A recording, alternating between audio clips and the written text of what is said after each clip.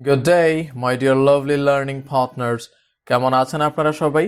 আশা করছি সবাই অনেক ভালো আছেন। আজকের আয়োজনে আরও একটি নতুন প্যাসেজ থাকছে। আজকে আমরা শিখব ইউনিট 6 লেসন 2, যার টাইটেল হচ্ছে Adolescence and some related problems in Bangladesh.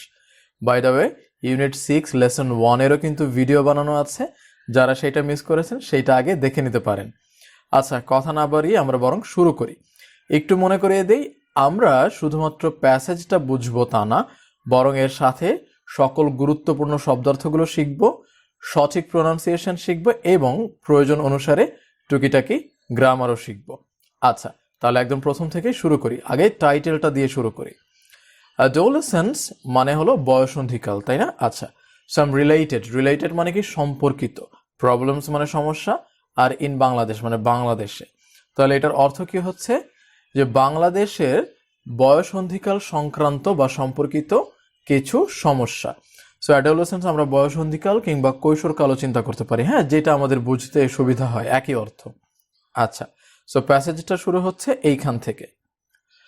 Adolescence মানে কি, দেখুন, অ্যাডোলেসেন্স সেটা কিন্তু নাউন অর্থে ছিল বয়সন্ধিকাল বা কৈশোরকাল, আর অ্যাডোলেসেন্টস এইটার মানে হলো মানে কৈশোর যারা আছে বা বয়সন্ধিকালের মানুষজন যারা আছে তাদেরকে বোঝাচ্ছে। হ্যাঁ, তো আমি বোঝার জন্য কিশোর লিখেছি, ঠিক আছে? আচ্ছা, adolescents constitute a nation's core resource for a national renewal and growth.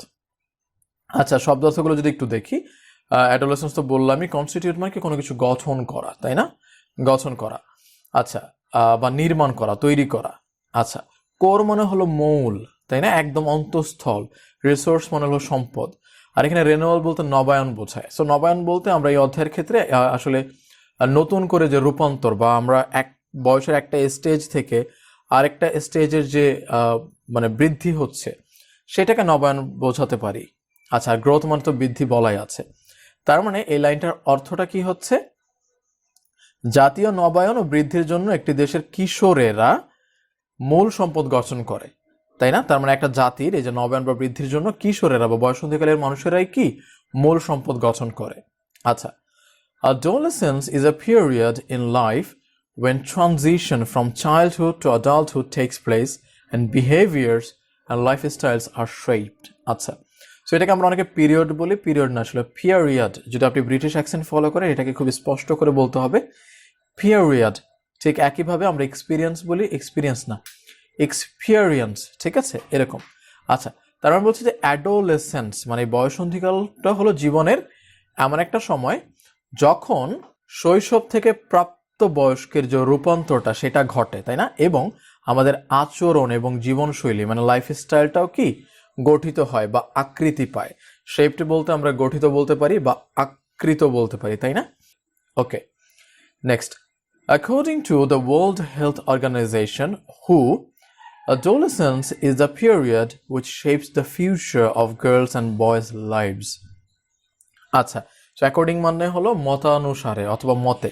তার মানে এই ওয়ার্ল্ড হেলথ অর্গানাইজেশন বা হু এর মতে এই বয়সন্ধিকাল হলো এমন একটা সময় যেটা গঠন করে ছেলে এবং মেয়েদের জীবনের ভবিষ্যৎটাকে। তার মানে ছেলে মেয়েদের জীবনের ভবিষ্যৎটাকে আসলে গঠন করে এই বয়সন্ধিকাল। আচ্ছা, বুঝতে পারছি এই বয়সন্ধিকালে আসলে এই ব্যাপারগুলো ঘটে। There are 28 million adolescents in Bangladesh. বাংলাদেশে 28 মিলিয়ন অ্যাডোলেসেন্টস আছে, যেটাকে আমি যদি সংখ্যায় বলি তাহলে প্রায় 2,80,00,000 মতো। 13.7 millions of them are girls and 14.3 million boys. তার মধ্যে 13.7 মিলিয়ন হলো মেয়ে এবং 14.13 মিলিয়ন হলো ছেলে, তাই না? ছেলেদের সংখ্যা একটু বেশি। আচ্ছা, এরপরে পড়ছি। The situation of adolescent girls in Bangladesh is characterized by inequality and subordination within the family and society. আচ্ছা, এখানে যদি একটু শব্দার্থগুলো খেয়াল করি, ইকুয়ালিটি মানে হলো সমতা, সো ইনইকুয়ালিটি মানে হলো তার বিপরীত, মানে অসমতা বা বৈষম্য। সাবঅর্ডিনেশন মানে হলো অধীনতা, যে মেয়েরা বা বয়সন্ধিকালের মানুষেরা অধীনে থাকে, তাই না? কারো না কারো অধীনে থাকে। আর ক্যারেক্টারাইজড বলতে চিহ্নিত করা বা কোনো কিছুকে আসলে চেনা, যে কিভাবে চেনা যায়। সো এইখানে বলছে যে বাংলাদেশে কিশোর মেয়েদের অবস্থা তাদের পরিবার ও সমাজের মধ্যে বৈষম্য ও অধীনতা দ্বারা চিহ্নিত করা হয়। ঠিক আছে, মানে বাংলাদেশের মেয়েদের যে অবস্থাটা সেটাকে চিহ্নিত করা হয় কিসের দ্বারা? এই বৈষম্য বা অধীনতার দ্বারা। This inequality leads to widespread practice of child marriage. এখানে widespread বলতে ব্যাপক। এই যে অসমতা বা এই যে বৈষম্যটা, এইটাই আসলে নিয়ে যায় যে চাইল্ড ম্যারেজের যে ব্যাপারটা বা চাইল্ড ম্যারেজের যে প্র্যাকটিসটা আমাদের দেশে আছে, যে আমাদের মেয়েদেরকে খুব তাড়াতাড়ি বিয়ে দিয়ে দেয়। এই যে বিষয়টা, এই বিষয়টা কোত্থেকে আসলো? এই যে অসমতা, এই অসমতার কারণে কিন্তু সেটা হচ্ছে। আরো ব্যাপার আছে, কি কি? মার্জিনালাইজেশন, বঞ্চনা, ওর এক্সক্লুশন, যেটা মানে বর্জন, from health, education and economic opportunities, and vulnerability to violence and sexual abuse. আচ্ছা, তারপরে এই যে ইনইকুয়ালিটি বা বৈষম্য করা হয় তাদের সাথে, এই ব্যাপারটার কারণে ব্যাপকভাবে কি কি ঘটে? চাইল্ড ম্যারেজ ঘটে, বঞ্চনা ঘটে, বর্জন ঘটে। কিসের থেকে? এই যে স্বাস্থ্য, শিক্ষা বা অর্থনৈতিক সুযোগ সুবিধা, এই সব কিছু থেকে তাদেরকে বঞ্চনা বা বর্জন ঘটে। আচ্ছা, এবং তারা দুর্বলতা প্রকাশ করে। এখানে ভালনারেবিলিটি বলতে হলো দুর্বলতা বা অরক্ষতা। কিসের প্রতি? এই যে ভায়োলেন্স, সহিংসতা এবং সেক্সুয়াল যে নির্যাতন আছে সেই ক্ষেত্রে তারা দুর্বল থাকে, মানে তাদের উপর আসলে নির্যাতন করা হয় বা সহিংসতা দেখানো হয়। সো আমি কিন্তু আসলে লাইন বাই লাইন বোঝানোর থেকেও বেশি প্রিফার করি যে আপনাকে আসলে বিষয়টা বোঝানোর ক্ষেত্রে। এই জন্য আমি হয়তো অনেক সময় লাইনের বাইরে অনেক কিছু বলি যেন আপনার ক্ষেত্রে বুঝতে একটু সুবিধা হয়। ঠিক আছে? আচ্ছা, সো আশা করি এই প্যারাটা আসলে আমরা বুঝতে পেরেছি। নেক্সট যাচ্ছি। In Bangladesh, the legal age of marriage is 18 for girls and 21 for boys. বাংলাদেশে বিয়ের যে লিগাল বা নৈতিক বয়স সেটা হলো মেয়েদের জন্য 18 এবং ছেলেদের জন্য 21। However, 33% of adolescent girls are married before the age of 15. কিন্তু প্রায় 33% কিশোর মেয়েরা বা বসন্তীকালের মেয়েরা তারা 15 বছরের আগেই বিয়ে হয়ে যায়, মানে চিন্তা করা যায়। And 60% become mother by the age of 19, এবং 60% মেয়েরা 19 বছরের মধ্যেই মা হয়ে যায়। আচ্ছা, so research finds that adolescents with higher level of education and from more affluent families tend to marry at a later age. So রিসার্চাররা খুঁজে পেয়েছে, রিসার্চাররা, এই যে রিসার্চ ফাইন্ডস, রিসার্চার না আসলে রিসার্চে খুঁজে পেয়েছে। সো রিসার্চ যারা করে তাদেরকে বলা হয় রিসার্চার। সো একই কথা আসলে। সো তারা খুঁজে পেয়েছে যে এই কিশোরীরা যাদের কিনা অনেক হাই লেভেলের পড়াশোনা আছে বা শিক্ষা আছে, কিংবা যারা সমৃদ্ধশালী পরিবার থেকে এসেছে, তাদের আসলে দেরিতে বিয়ে করার একটা ঝোঁক আছে। Boys, however, become ready for marriage only after several years of adolescence and young adulthood. হ্যাঁ, ছেলেদের বিয়ে শাদী করার একটু তাড়াহুড়া বেশিই থাকে আসলে। আচ্ছা, যাই হোক, সো এখানে বলছে যে তবে ছেলেরা বয়সন্ধিকাল কিংবা যৌবন বয়সের কিছু সময় পরেই বিয়ের জন্য রেডি হয়ে যায়, মানে যখনই সে বয়সন্ধিকালে পৌঁছায় বা যৌবনে পৌঁছায় তখনই সে বিয়ের জন্য রেডি হয়ে যায়। ঠিক আছে? আচ্ছা, এটা কিন্তু সত্যি আসলে আমার অনেক আগে থেকে বিয়ে করার ইচ্ছা, কিন্তু করতে পারছি না। যাই হোক, সো আচ্ছা আচ্ছা, just for fun, when a girl gets married, she usually drops out of school and begins full-time work in her in-laws household. যখন একটা মেয়ে বিয়ে করে, ইউজুয়ালি বলতে সাধারণত, সে সাধারণত স্কুল থেকে ঝরে পড়ে। এখানে ড্রপস আউট পুরোটা একটা শব্দ যার মানে হলো ঝরে পড়া, তাই না? আচ্ছা, বা পড়াশোনা বন্ধ করে ফেলে। সো একটা মেয়ে যখন বিয়ে করে সে সাধারণত স্কুল থেকে ঝরে পড়ে এবং বিগিন শুরু করে ফুল টাইম ওয়ার্ক। কোথায়? তার শ্বশুর বাড়িতে। তার মানে ইনলজ মানে কি শ্বশুর, আর হাউস হোল্ড বলতে বাড়ি, তাই না, বা পরিবার। এবং তার শ্বশুর বাড়িতে বা শ্বশুরের পরিবারে ফুল টাইম কাজ করা শুরু করে। দেখেছেন, মনে হচ্ছে যে মানে সে কোনো কর্মজীবী আর কি, হ্যাঁ, কোনো বউ না। যাই হোক, ছোট মেয়েদেরকে নিয়ে আসলে অনেক শ্বশুর শাশুড়ি বা বাবা মা এইভাবেই চিন্তা করে যে সে আসবে, আমাদের খেদমত করবে বা কাজ টাজ করবে। আচ্ছা, in the in-laws house she is marginalised. শ্বশুর বাড়িতে সে হয়ে থাকে বঞ্চনাকৃত বা সে বঞ্চনার শিকার হয়ে থাকে, তাই না?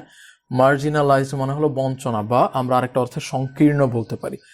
তার গণ্ডে কিন্তু সংকীর্ণ হয়ে যায়, সে বঞ্চনার শিকার হয়ে যায়। She becomes vulnerable to all forms of abuse. সে যত ধরনের নির্যাতন আছে, বা সব ধরনের নির্যাতনের প্রতি কিন্তু সে দুর্বল হয়ে পড়ে বা অরক্ষিত হয়ে পড়ে, মানে তাকে যতই নির্যাতন করা হোক তার কিছু করার থাকে না, সেই ক্ষেত্রে দুর্বল। আচ্ছা, এর মধ্যে কি কি আছে? Including dowry related violence. এই ডৌরি মানে কি? ডৌরি মানে হলো যৌতুক, তাই না? সো যৌতুক সম্পর্কিত যে সহিংসতা বা হিংস্রতা আছে তার মধ্যে আসলে সে দুর্বল হয়ে পড়ে, মানে তার কিছু করার থাকে না। সো একটু বুঝিয়ে বললে আসলে এই যৌতুক সংক্রান্ত বিষয় সহ আর অন্যান্য বিষয়ে তাকে নির্যাতন করা হলে এক্ষেত্রে তার কিছু করার থাকে না। In Bangladesh it is still common for a bride's family to pay dowry. বলছে যে বাংলাদেশে এই বিষয়টা এখনো কমন, যে কনের যে পরিবার আছে, ব্রাইড মানে কি কনের যে পরিবার আছে তাকে যৌতুক দিতে হবে, despite the practice being illegal. যদিও এই যে ব্যাপারটা বা এই যে নিয়মটা, নীতিটা, এটা আসলে অবৈধ, তাই না? অহরহ আমাদের গ্রামে এখনো মানে বিয়ের কথা বললেই যৌতুক দিতে হবে, আর মেয়ের যত বেশি সমস্যা তত বেশি যৌতুকের পরিমাণ। মানে ধরুন মেয়ের কোনো একটা দোষ আছে, এক দোষের জন্য 1 লাখ, 2 দোষের জন্য 2 লাখ, 3টা দোষ থাকলে 3 লাখ, অথবা কেউ বলবে একটু বাড়ি করে দেন, গাড়ি করে দেন। এখন তো যৌতুক আসলে গিফট রূপেও আসে, বলে যে গিফট দিলেই হবে, বাট গিফট মানেই তো আসলে যৌতুক। সো যাই হোক, আমরা একটু এগুলো থেকে সতর্ক থাকবো। So dowry demands can also continue after the wedding. যে যৌতুকের যে ডিমান্ড আছে বা দাবি আছে, এটা কিন্তু বিয়ের পরও চলমান থাকে বা থাকতে পারে। For an adolescent bride, even if her in-laws are supportive, there are greater health risks in terms of pregnancy and childbirth. আচ্ছা, বলছে যে একটা বয়সন্ধিকাল মেয়ের জন্য বা একটা কিশোরীর জন্য এই যে মানে ইনলজ হাউস বা শ্বশুরবাড়ির লোকজনরা যদি সাপোর্টিভ হয়ে থাকে, তারপরেও তার অনেক ধরনের স্বাস্থ্য ঝুঁকির আছে। কোন কোন বিষয়? যেমন প্রেগনেন্সি কিংবা একটা বাচ্চা জন্ম দেওয়ার ক্ষেত্রে, বা প্রেগনেন্সির বেলায়ও কিন্তু তার অনেক স্বাস্থ্য ঝুঁকি আছে যদি তার শ্বশুরবাড়ির লোকজন ভালো হয়। সো অল্প বয়সে বিয়ে করাটা আসলে কোনো দিক দিয়েই সুবিধাজনক না। The majority of adolescent brides and their families are uninformed or insufficiently informed. আচ্ছা, আগে এতটুকু পড়ি আমি, হ্যাঁ, যে বেশিরভাগ বয়সন্ধিকালের মেয়েরা বা তাদের ফ্যামিলিগুলো অজ্ঞাত থাকে বা অজানা থাকে, হ্যাঁ, আনইনফর্ম মানে কি? অজ্ঞাত, অথবা অপর্যাপ্তভাবে অবগত থাকে কি সম্পর্কে? About reproductive health and contraception, যে প্রজনন স্বাস্থ্য কিংবা গর্ভনিরোধ এর ব্যাপারে। প্রজনন বলতে এই যে বাচ্চা জন্ম দেয়া, কিভাবে দিতে হবে না দিতে হবে, এই ব্যাপার সম্পর্কে তারা কম জানে। এবং গর্ভনিরোধ, যে কিভাবে মানে পরিবার পরিকল্পনা আর কি বলা যায়, বা কিভাবে গর্ভনিরোধ করা যায়, এই ব্যাপারগুলোতে এই অ্যাডোলেসেন্টদের যে মেয়েরা বা তাদের ফ্যামিলিগুলো খুব কম জানে বা জানেই না। ঠিক আছে? আচ্ছা, the maternal mortality rate for adolescents is double the national rate. মানে মাতৃমৃত্যু হারের যে রেট আছে, ম্যাটারনাল বলতে মোর্টালিটি মৃত্যু হার, মাতৃমৃত্যু হারের যে রেট আছে অ্যাডোলেসেন্টদের বেলায়, সেটা জাতীয় রেটের থেকেও বেশি।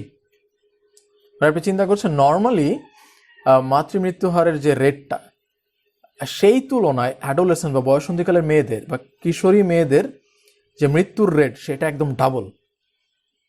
আচ্ছা, when adolescent girls are pulled out of school either for marriage or work, আচ্ছা বলছে যে যখন কিশোরী মেয়েরা স্কুল থেকে ঝরে পড়ে, পুলড আউট মানে কিন্তু আসলে ছিটকে পড়া বা ঝরে পড়ে, সেটা হোক বিয়ের জন্য কিংবা কাজের জন্য, they often lost their mobility, যে তারা প্রায় তাদের গতিশীলতা হারিয়ে ফেলে, গতিশীলতা বা সজীবতা, তাই না? সজীবতা হারিয়ে ফেলে। their friends and social status, আচ্ছা, এবং তাদের বন্ধু এবং সোশ্যাল স্টেটাসও হারিয়ে ফেলে। এটা একটা লাইনই ছিল। তার মানে তারা গতিশীলতা হারিয়ে ফেলে, বন্ধু হারিয়ে ফেলে, এবং সামাজিক যে মর্যাদা আছে সেটাও হারিয়ে ফেলে। The lack of mobility among adolescent girls also curtails their economic and non-formal education opportunities. এই যে গতিশীলতার অভাব বা সজীবতার অভাব অ্যাডোলেসেন্স মেয়েদের মধ্যে, সেইটা কমিয়ে ফেলে। কি কমিয়ে ফেলে? ইকোনমিক, অর্থনৈতিক এবং অনানুষ্ঠানিক শিক্ষার সুযোগ।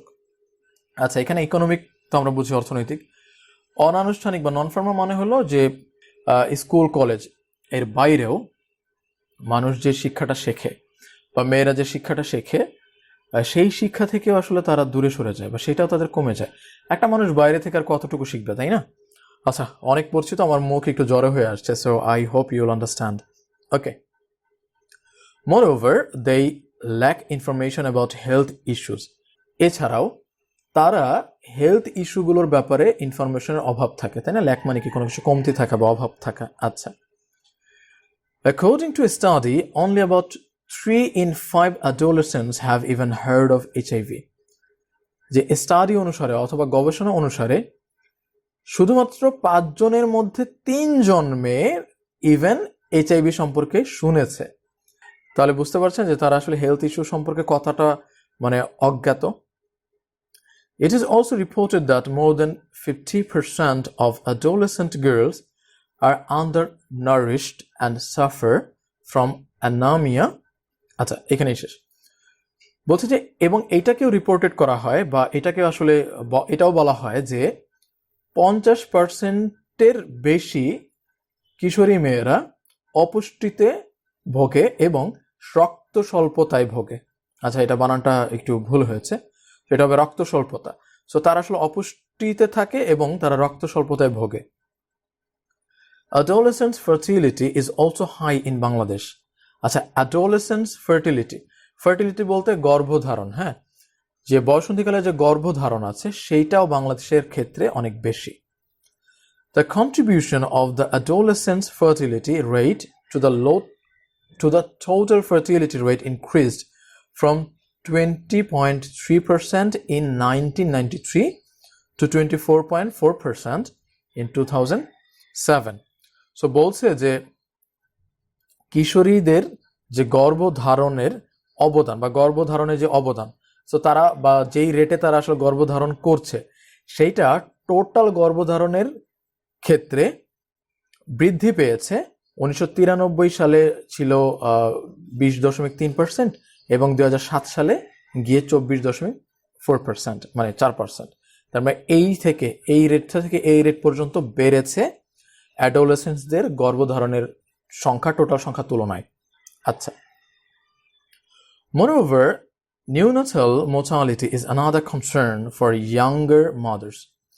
নিউনেটাল বলতে নবজাতক, যে নবজাতকের যে মৃত্যু হার, এটা আরেকটা উদ্বেগ এই ইয়াং মাদারের ক্ষেত্রে বা কিশোরী মায়ের ক্ষেত্রে। সো এদের জন্য এই যে নবজাতকের মৃত্যু হার, এটা আরেকটা চিন্তার বিষয়। কনসার্ন মানে উদ্বেগ বা চিন্তা, কারণ ছোট মেয়েগুলো যখনই বাচ্চা নেয় সেই বাচ্চাগুলো কিন্তু মৃত্যুর হার অনেক বেশি থাকে বা অনেক ক্ষেত্রে হয় যে তারা মারা যায়। সো ওই রেটটাও আসলে বেশি। সো আমরা লাস্ট প্যারায় চলে এসেছি, এরপরে আমাদের শেষ হয়ে যাবে। Well, the situation for adolescent boys is somewhat better. যেখানে অ্যাডোলেসেন্ট বা কিশোর যে ছেলেদের অবস্থাটা কিছুটা ভালো, কারণ তাদের তো আসলে এই হেলথ যে ইস্যুগুলো বা রিস্কগুলো এর মধ্যে দিয়ে তো যেতে হয় না। Many are vulnerable and lack the power to make decisions about their own lives. যে অনেকেই তাদের জীবনের ক্ষেত্রে যে ডিসিশন নিতে হবে সেই ডিসিশন নেওয়ার পাওয়ার মানে কমতি থাকে, ডিসিশন নেওয়ার পাওয়ারের কমতি থাকে এবং তারা সেক্ষেত্রে দুর্বল হয়ে থাকে। আবার একটু বুঝিয়ে বলছি যে ছেলেদের অবস্থাটা একটু ভালো, ছেলেরা তবে তাদের যে জীবনের যে ডিসিশন নিতে হবে সেই পাওয়ারটাতে তাদের কমতি থাকে, মানে ডিসিশন নিতে পারে না এবং এই ক্ষেত্রে তারাও দুর্বল থাকে, মানে এটা তাদের দুর্বলতা। Many boys who are unable to go to school, এটা কিন্তু unable না, unable, হ্যাঁ। Many boys who are unable to go to school or are unemployed remain unaware of social or health issues. So অনেক ছেলেরা যারা কিনা স্কুলে যেতে অক্ষম, আনএবল মানে কি অক্ষম, স্কুলে যেতে পারে না, তারা বেকার থাকে, হ্যাঁ, তারা বেকার হয় এবং অসচেতন থাকে। রিমেন মানে থাকা, অসচেতন থাকে কি নিয়ে? সামাজিক এবং স্বাস্থ্যর বিষয়গুলো নিয়ে। They are at considerable risk of being drawn into criminal activities. যে তারা যথেষ্ট রিস্কে থাকে, কনসিডারেবল মানে কি যথেষ্ট বা চিন্তামূলক, মানে চিন্তা করার মতো রিস্কে থাকে। রিস্কে থাকে কিসে? ক্রিমিনাল যে অ্যাক্টিভিটিস আছে সেই দিকে আকৃষ্ট হয়ে যাওয়ার। ওকে, they are also more likely to get exposed to drugs and alcohol. এবং তারা আসক্ত হয়ে যাওয়ার সম্ভাবনা থাকে। এখানে লাইকলি বলতে কি কোনো কিছুর সম্ভাবনা অর্থে বোঝায়, ঠিক আছে? Like I am likely to get A plus, আমার এ প্লাস পাওয়ার সম্ভাবনা আছে। I am likely to get a job, আমার একটা জব পাওয়ার সম্ভাবনা আছে। সো লাইকলি টু মানে সম্ভাবনা অর্থে। So they are also likely to, তাদের সম্ভাবনা আছে কি এই যে ড্রাগস বা অ্যালকোহলের প্রতি আসক্ত হয়ে পড়ার, ঠিক আছে? ওকে, সো দ্যাটস ইট। সো আর আজকের প্যাসেজটা এখানে শেষ হলো। সো আশা করি এই প্যাসেজের বিষয়বস্তু আপনারা পুরোটাই বুঝতে পেরেছেন, যদিও আজকে আমার একটু মুখ জড়ে হয়ে আসছিল অনেকদিন পর ভিডিওটা বানানো, বাট আই গেস প্যাসেজের ইনফরমেশনগুলো আপনাদেরকে সঠিকভাবেই দিতে পেরেছি। দেখা হবে আবারও নতুন কোনো প্যাসেজ বা লেসনের সাথে। Till then, have a good day.